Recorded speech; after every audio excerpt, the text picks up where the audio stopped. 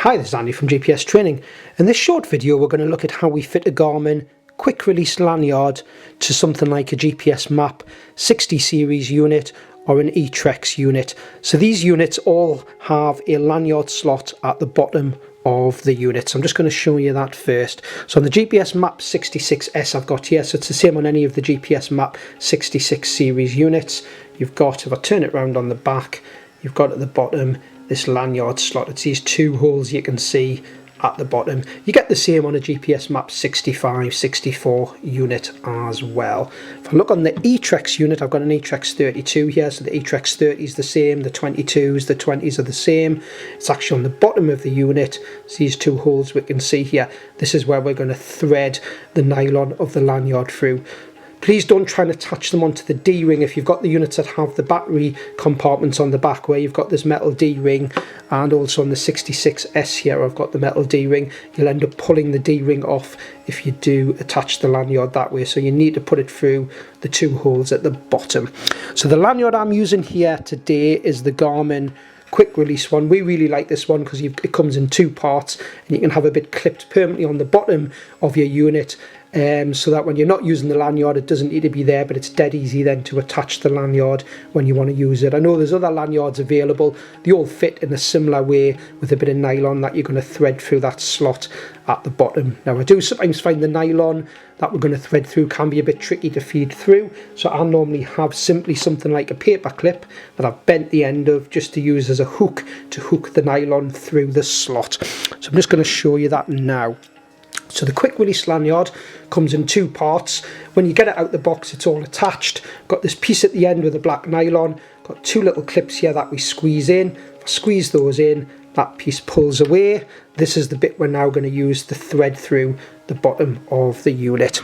So if I get the 66S here and turn it over, and where we've got the slots here, trick is to try and make this as narrow as you can at the bottom of the black nylon. So just getting my finger and rubbing it over just to get it narrow, just nip it at the end there, and what we're going to do is push it through the slot at the bottom. It can be, like I say, a little bit tricky, but that's why I've got the paper clip. So once I've got it slotted in so far, just going to use my finger to hold it in place, and what I'm going to do here is hook the other side here with this paper clip, which is the easiest way I found to do it.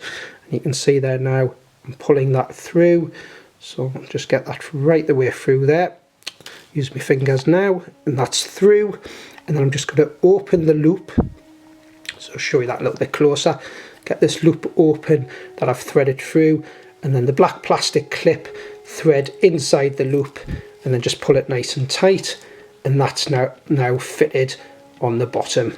And then you can leave it like that, and then the nice thing is when you want to use the lanyard, I'll just move these other bits out the way, you simply take the clip and you take the end of the lanyard that's got the bit that you've unclipped it from, that simply pushes back in. You hear a clip when it's clipped in, and that's that nice and secure now ready to use. When you want to remove it, you simply press the two clips in again on the side there, and that comes away. Clip it back in again. What you've actually got on this lanyard that we like, this piece of rubber here, you can slide up or down to change the size of the loop depending whether you've got it round the neck or you're using it as a wrist lanyard. It's also got this breakaway piece at the top for safety. If it was to get a sharp tug, it's got to be quite a bit of force obviously to stop it just accidentally coming apart, but if it did get snagged on something, that will come apart for safety so it doesn't pull down on you. And then we simply push that back in. Does need a bit of pressure to push it back in. You hear it click in place. So that is the Garmin quick release lanyard. We fitted it on the 66S there, but you'll find most of the handheld units will have this lanyard slot at the bottom. So I'll just move that to one side. So I hope you found this video useful on fitting the quick release Garmin lanyard to a handheld GPS device, and thanks for watching.